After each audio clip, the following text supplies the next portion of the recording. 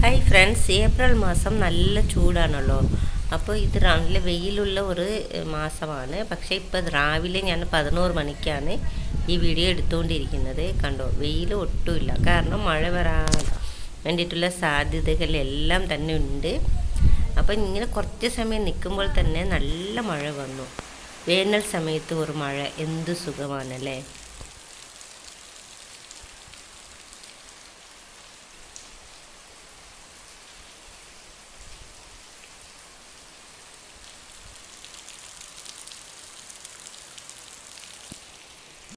ആസ്വദിച്ച് കുറേ സമയം ഇങ്ങനെ തന്നെ നിന്നുപോയി. ഉള്ളിലേക്ക് പോകാൻ തന്നെ തോന്നുന്നില്ല.